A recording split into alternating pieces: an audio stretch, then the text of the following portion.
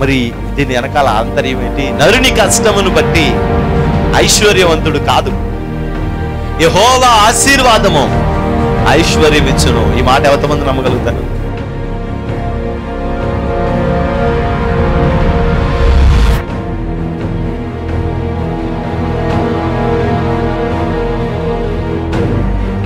ఆ రక్షణను మనం చూడాలి, అనేక ఆత్మల రక్షణను మనం చూడాలి. దేవుని యొక్క మందిరంలో దేవుడు చేసే అద్భుత కార్యాలన్నిటినీ మన కన్నులారా మనం చూడాలి. నేడు ఈ ఇంటికి రక్షణ వచ్చింది. ఎప్పుడో మన దోషములను మనం విడిచిపెట్టుకున్నాం.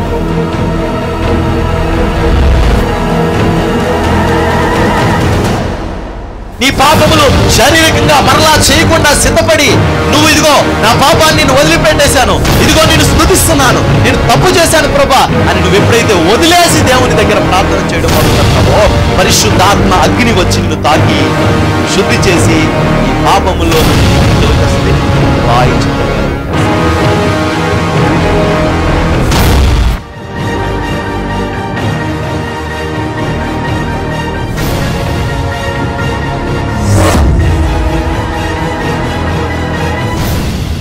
పౌలు కొరింథీయులకు రాసిన మొదటి పత్రిక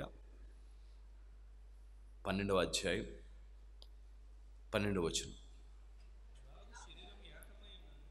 ఎలాగు శరీరము ఏకమై ఉన్నను అనేకమైన అవయవములు కలిగి ఉన్నదో, ఎలాగు శరీరం యొక్క అవయవములన్నీయు అనేకములు శరీరం ఒక్కటే ఉన్నదో, అలాగే క్రీస్తు ఉన్నాడు. ఎలాగనగా యూదులమైనను గ్రీసు దేశస్థులమైనను దాసులమైనను స్వతంత్రులమైనను మనమందరము ఒక్క శరీరములోనికి ఒక్క ఆత్మయందే బాప్తిస్మం పొందితిమి మనమందరము ఒక్క ఆత్మను పానము చేసిన వారమైతిమి. శరీరం ఒక్కటే అవయవముగా ఉండక అనేకమైన అవయవములుగా ఉన్నది. చాలండి, దేవునికి స్తోత్రం. ఈ వాక్య భాగంలో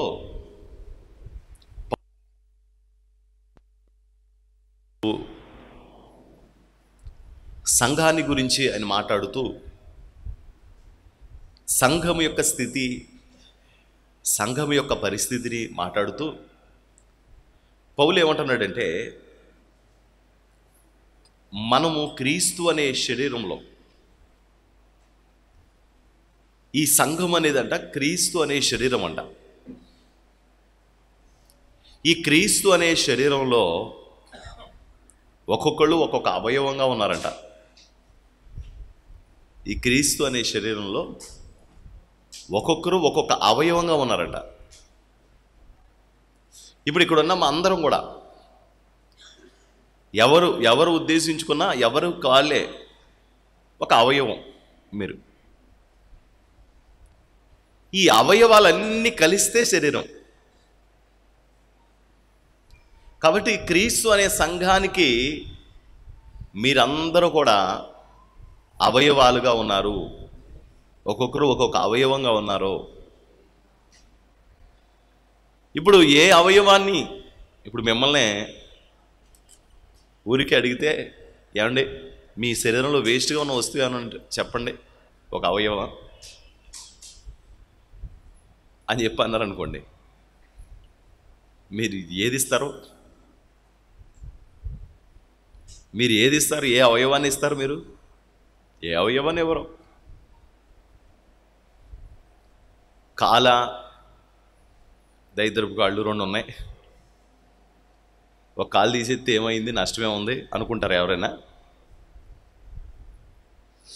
మీకు 2 కళ్ళు ఉన్నాయి కదా, పాపం ఒక్క కన్ను కూడా లేనివాడు ఎంతోమంది ఉన్నారు. ఒక కన్ను ఇచ్చేయండి, దానం చేయండి అంటే ఎవరైనా దానం చేసేవాళ్ళు ఉన్నారా? ఎవరం చేయం. ఈ శరీరంలోని ప్రతి అవయవం చాలా ప్రాముఖ్యమైంది. ప్రతిదీ ఈ అవయవం నాకు అవసరం లేదు, నాకు అక్కర్లేదు అని చెప్పగలిగే పరిస్థితి లేదు. ఉదాహరణ, మనకు 10 ఏళ్ళు ఉన్నాయి, ఇందులో ఏ ఏళ్ళు వద్దంటే మీరు ఆలోచించండి. ఏ ఏళ్ళు వద్దు, మీరు ఆప్షన్ ఇవ్వండి, మీకు ఏ ఏళ్ళు వద్దో చెప్పండి అన్నారు అనుకోండి, కాళ్ళలో చాలా ఏళ్ళు ఉన్నాయి కదండి. ఏది తీసేద్దామో చెప్పమన్నారనుకోండి,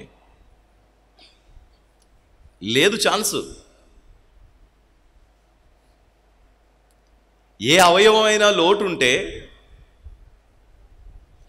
అతన్ని బలహీనుడిగా ఎంచి అందరూ జాలిపడతారు. అయ్యో పాప అబ్బాయికి ఒక కాలు లేదు, పాప మా అమ్మాయికి ఒక చెయ్యి లేదు, అయ్యో అబ్బాయి కళ్ళు లేవు అని జాలిపడతాం. అంటే సంపూర్ణంగా అన్ని అవయవాలు ఉంటేనే ఆ మనిషి సంపూర్ణంగా అన్ని పనులు చేసుకోగలుగుతాడు. ఒకవేళ ఏదైనా అవయవం కనుక లోటు ఉందనుకోండి, వాడు సంపూర్ణంగా అన్ని పనులు చేయలేడు,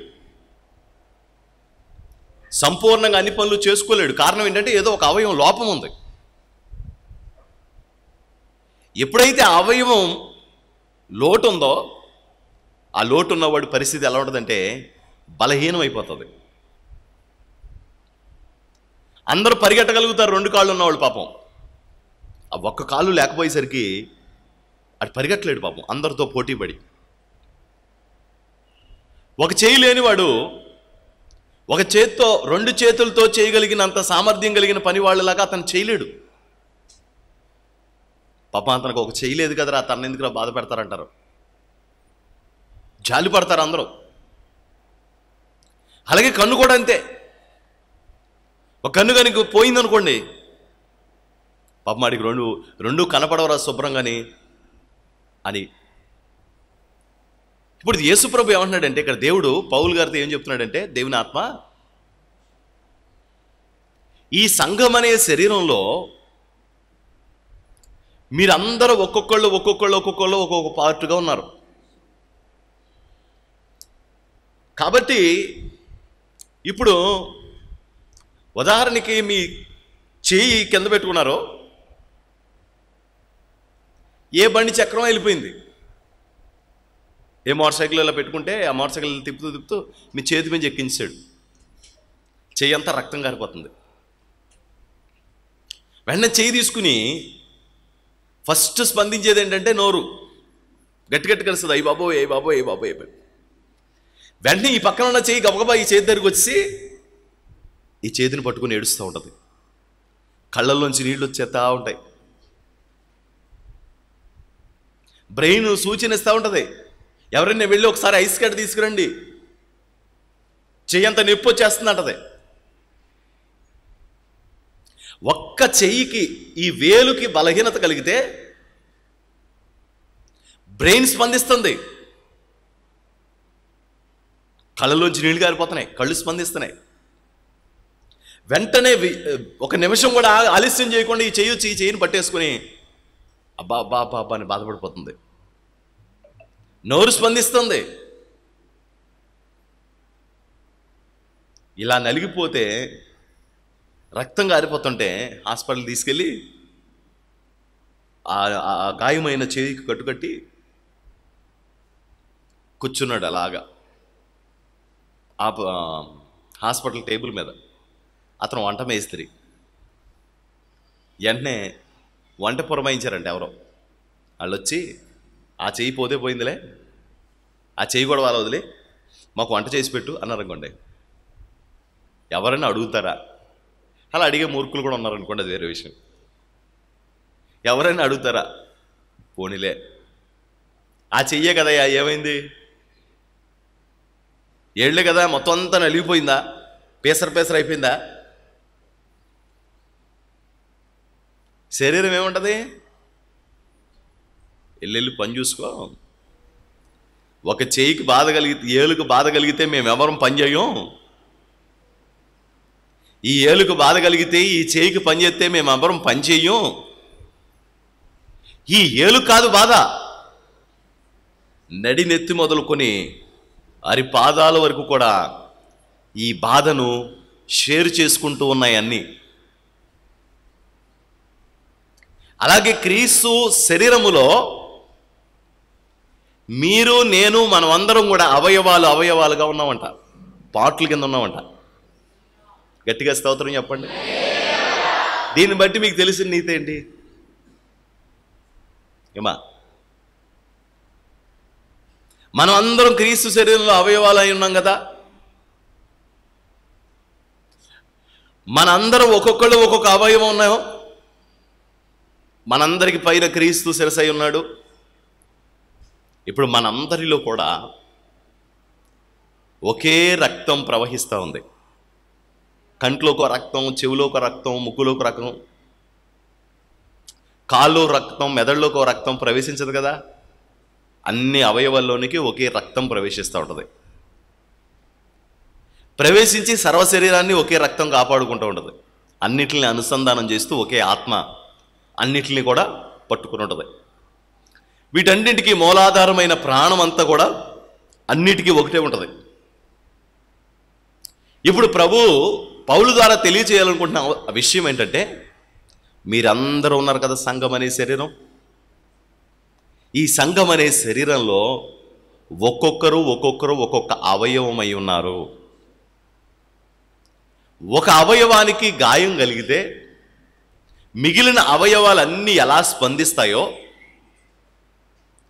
ఒక అవయవానికి ఇబ్బంది కలిగితే మిగిలిన అవయవాలన్నీ ఎలా స్పందిస్తాయో, అలాగే మీరు కూడా ఒకరి ఎడల ఒకరు అలా స్పందించాలంట.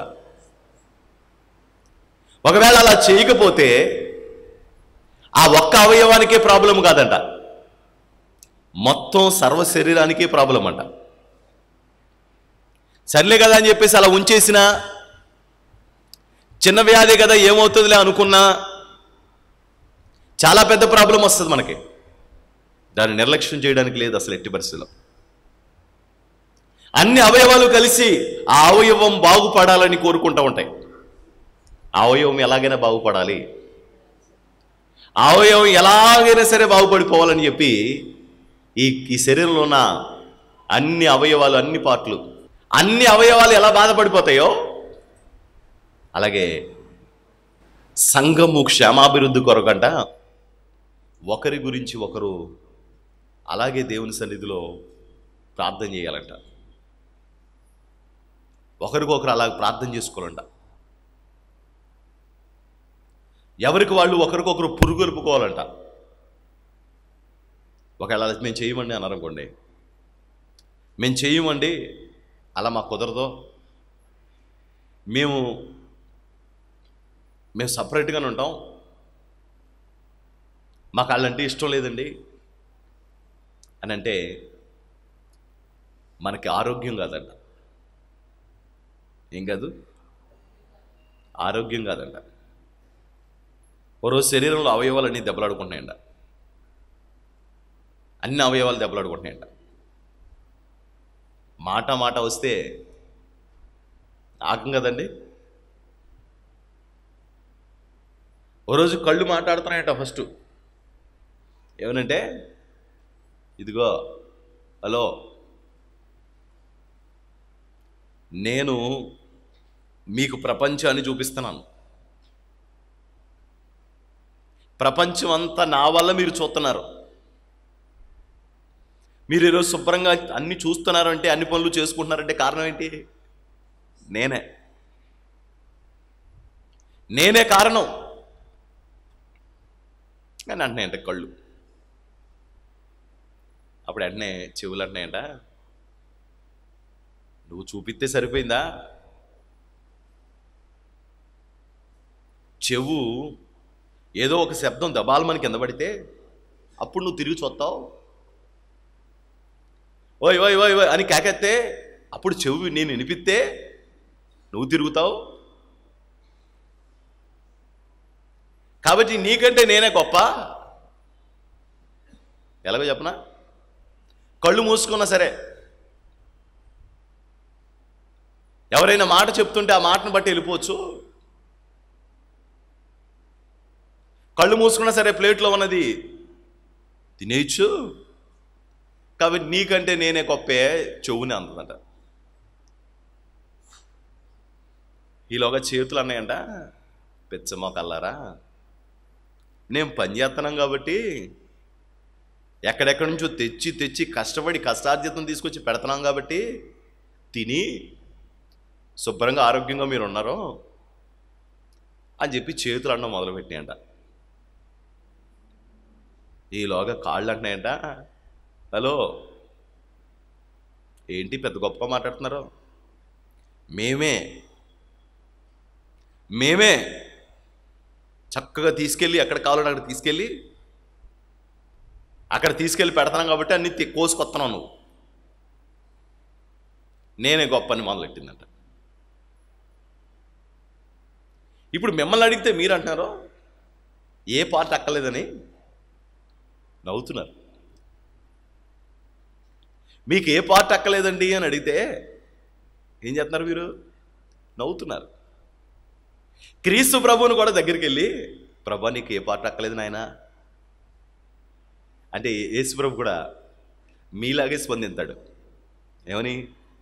నాకు అన్ని పార్ట్లు కావాలి. ఏమంటాడు చెప్పండి. అంటే అర్థం ఏంటి ఇప్పుడు దీన్ని బట్టి? ఎవరికి కావాలంట? అందరు కావాలట. మనల్ని అడిగితే మనం ఏం చెప్తామో, నీకు అవయవాల్లో ఏ అవయవం కావాలి,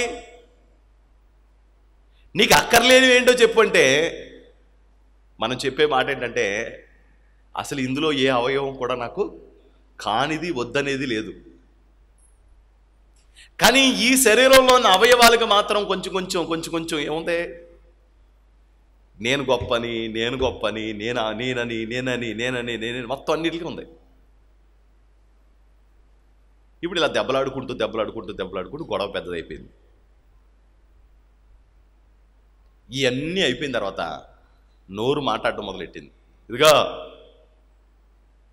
నేను శుభ్రంగా నవిలి తింటున్నాను కాబట్టి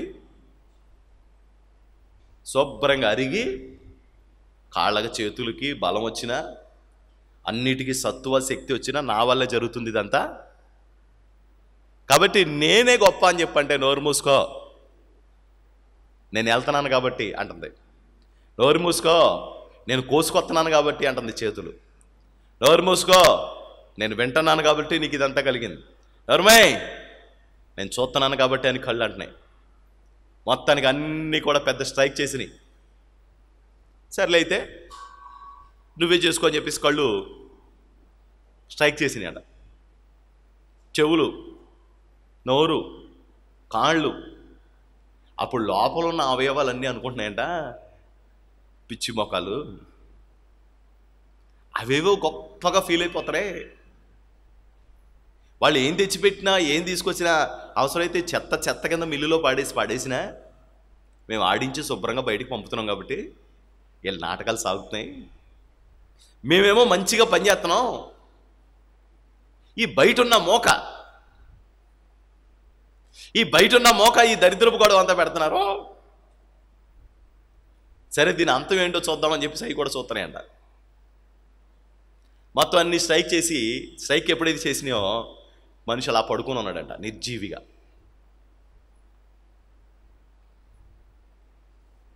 అసలు ఎవ్వరు తగ్గట్లేదంట, ఎవ్వరూ తెగించుకోవట్లేదు. నేను గొప్ప అని అందరూ తగ్గించుకోవట్లేదు. లాస్ట్కి ఫైనల్గా ఒక రోజు గడిచిందంటండి, 24 గంటలు. ఆ తర్వాత వాష్రూమ్కి వెళ్దాం అనుకుని మనిషి ఇలా లెగుతున్నాడంట. వాష్రూమ్కి వెళ్ళొచ్చేటప్పటికి వీడి పరిస్థితి ఎలా ఉందంటే అసలు శరీరం పొట్టులు లేనట్టు అయిపోతుంది. ఏం చేసుకున్నారో చేసుకోండి అని చెప్పి 2వ రోజు కూడా స్ట్రైక్ చేసినాయట. ఇంక వాష్రూమ్ కూడా వెళ్ళలేదు. 3వ రోజు కూడా స్ట్రైక్ చేసిందంట. ఏమి తినకుండా ఏమి తాకుండా అలాగా ఉందంట. 3వ రోజు స్ట్రైక్ చేసేటప్పటికి కళ్ళు తెరుద్దామని ఇలా తెరిస్తేనంట బైర్లు కమ్మేసినాయి అంటారు కదా, అలా కమ్మేసినాయి అంటారు. అలా లెగిసి మంచం మీద కూర్చుంటే నడుము వణికిపోతుందంట.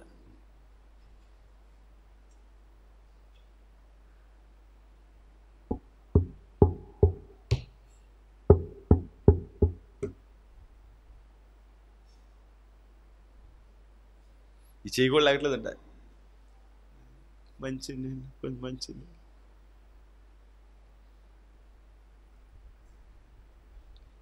కాళ్ళేమో గజ గజ గజ గజగా ఉండిపోతున్నాయట. చెవుల్లోంచి అదేదో కోత. మీకు ఎప్పుడైనా వచ్చింది అలాంటి కోత? వచ్చింది కదా, ఉపవాసాలు చేసిన వాళ్ళకి వస్తుంది కోత. బాగా తినడం మానేస్తే 2 రోజులు 3 రోజులు ఆ తర్వాత మనకు తెలీదు ఏంటండి కోతలాగా వస్తుంది అని వస్తూ ఉంటుంది కోత. చెవులు అంటున్నాయంట. ముక్క ఏం జరిగింది అన్నదంట. ఏమో అర్థం అవట్లేదు, నాకు కూడా ఊపిరి అందట్లేదు అంటుందట. కన్నా హలో అంటాడు. చెప్పు, ఏంటి ఏమి కనపట్లేదేంటి అంటే, కనపట్లేదు. మరి మాకేం చెప్పట్లేదు. నాకేం కనపడితే చెప్తాను మీకు. చేతులు అంటున్నాయంట. దరిద్రపు మందని లెగట్లేదు చేతులు, ఇలా కొళ్ళు వేసట్లేదు. కాళ్ళు అంటున్నాయంట. కనీసం ఇప్పుడు తెచ్చుకొని తినడానికి కూడా కాళ్ళు లెగట్లేదు, సహకరించట్లేదు 3వ రోజు అయ్యేసరికి. అప్పుడు లోపల నుంచి అవయవాలు చెప్తున్నాయంట, మీరు కొట్టుకుని సత్తే ఏదో ఒక అవయవానికి ప్రాబ్లం కాదు, సర్వ శరీరానికి ప్రాబ్లమే. మీరు కొట్టుకుని సత్తే మేం గొప్ప అని. ఏమండి, ఎవరికి ప్రాబ్లం? శరీరానికి అంత ప్రాబ్లమే. శరీరం అంతా పాడైపోతుంది. అందుకని మీరు కొట్టుకొని చావకూడదు. ఏమవ్వాలి? మీరందరూ కలిసి మళ్ళీ పని చేయాలి. వెంటనే చేతులు అంటున్నాయంట, నేను చాలా తప్పు చేశాను, బలం ఉంది కాబట్టి చేతులు పని చేస్తున్నాయి.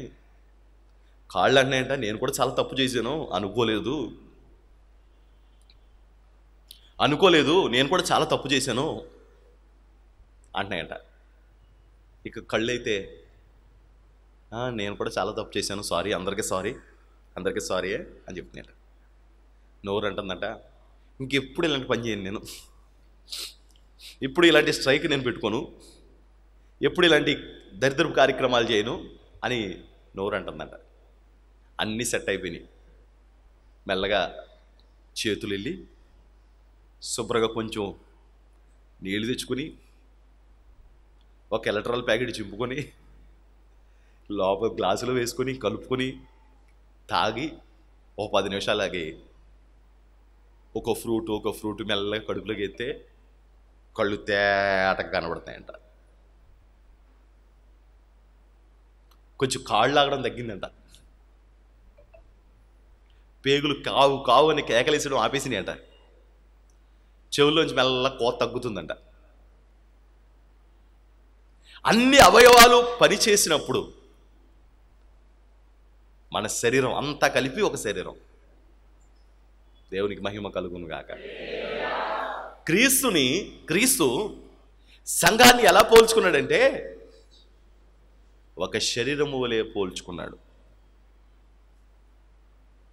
క్రీస్తు సంఘమును ఒక శరీరము వలె పోల్చుకున్నాడు. నాకు మొన్న ఈ ఫుడ్ పాయిజన్ అయ్యి చాలా రోజులు ఇబ్బంది పడి ఆ తర్వాత హాస్పిటల్ తీసుకెళ్ళారు. హాస్పిటల్కి వెళ్తే అతను నా పొట్టంతా నొక్కుతాడు. నొక్కితే ఏమంటాడు సార్, ఆల్కహాల్ అలవాటు ఉందండి అన్నాడు. లేదండి అన్నాను. సిగరెట్టు, పాన్ పరాకు, గంజాయి, జరదా లాంటివి అలవాటు ఉన్నాయండి అన్నాను. లేవండి అన్నాను. అడిగాడు, అవి తాగుతారు, ఇవి తాగుతారండి. అప్పుడు నాకు అర్థమైంది ఏంటంటే మన శరీరంలో కొన్ని అవయవాలు పాడవడానికి ఒక కారణం ఏంటి? ఈ శరీరానికి దేవుడు ఏ త్రాగమని తినమని నియమించాడో అవి తాగితేనే శరీరానికి కాదు. డాక్టర్ అడుగుతున్నాడు. అంటే ఈ సమస్య దానివల్ల కూడా వచ్చి ఉండొచ్చు. అప్పుడు ఇవేం అలవాట్లు లేవంటే ఆయన ఏం చేశాడంటే చిన్న మందులు రాసి చేశాడు అంతే. టెస్ట్ కూడా ఏం రాయలా. ఈ మందులు వాడండి 3 రోజులు 4 రోజులు తగ్గిపోద్దని. ఒకవేళ నేను ఎన్ని అలవాట్లు ఉన్నాయంటే కనుక రేపు పొద్దున్న రండి గొట్టం వేస్తాను మీకు. ఇవన్నీ అలవాట్లు ఉన్నాయంటే రేపు పొద్దున్న గొట్టం వేస్తానండి అని ఊడేమో. లేవు అన్నాను కాబట్టి లోపల సేఫ్టీ అనుకున్నాడేమో.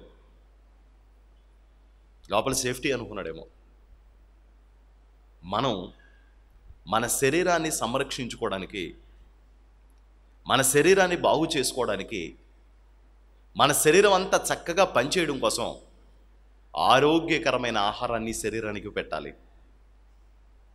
ఇప్పుడు ఈ శరీరం అంతా కూడా మనం అందరం కలిసి క్రీస్తు శరీరం కదా. ఇప్పుడు ఈ శరీరం బాగా పనిచేయాలంటే ఏం చేయాలి? ఆరోగ్యకరమైన ఆహారం పెట్టాలి, మంచి శ్రేష్టమైన నీళ్ళు ఇవ్వాలి. అంతేకాదు కలుషితం లేని వాతావరణాన్ని మనం సృష్టించుకోవాలి. దేవునికి స్తోత్రం. ఆహారం పెట్టాలి. శరీరానికి ఆహారం పెట్టి ఎలా పోషించుకుంటున్నామో మన ఆత్మకు కూడా అలాంటి ఆహారం ఇవ్వాలంట, అందివ్వాలంట. దేవునికి మహిమ కలుగునుగాక. చక్కటి ఆహారాన్ని పెట్టాలి, శ్రేష్టమైన ఆహారాన్ని పెట్టాలి. చిన్నపిల్లలు తెలియక ప్రతిరోజు చికెన్ తింటానంటారు. ప్రతిరోజు చికెన్ లేదనుకోండి కోడిగుడ్డు లేదనుకోండి ఏదోటి. మొత్తానికి వాళ్ళ నోటికి మసాలా సరుకులు కావాలి. వినరో. ఆ తర్వాత శరీరంలోని అవయవాలు మెల్లగా ఇబ్బంది పడతా ఉంటాయన్నమాట. కానీ కొంచెం ఆలోచన ఉన్నవాళ్ళు శరీరానికి కావలసిన శ్రేష్టమైన ఆహారాన్ని అందిస్తూ ఉంటారు. అన్ని రకాలు తినాలి. ఇప్పుడు వాక్య సంబంధమైన విషయానికి వచ్చేటప్పటికి శ్రేష్టమైన ఆహారము నువ్వు నేను తినాలి. ఈ సర్వ శరీరాన్ని బలంగా ఉంచుకోవాలంటే, దీన్ని సంరక్షించి పోషించుకోవాలంటే మనమందరూ ఏం తినాలి? శ్రేష్టమైన ఆహారాన్ని మనము తినాలి. ఒకవేళ అలాంటి శ్రేష్టమైన ఆహారం తినకుండా నోటికి నచ్చిందని కంటికి ఇంపుగా ఉందని తింటే మన శరీరానికి అనారోగ్యం ఏర్పడుతుంది, కీడు జరుగుతుంది. కాబట్టి బలమైన శ్రేష్టమైన ఆహారం మనం తీసుకోవాలి. దేవునికి మహిమ కలుగును గాక. హల్లెలూయా, హల్లెలూయా.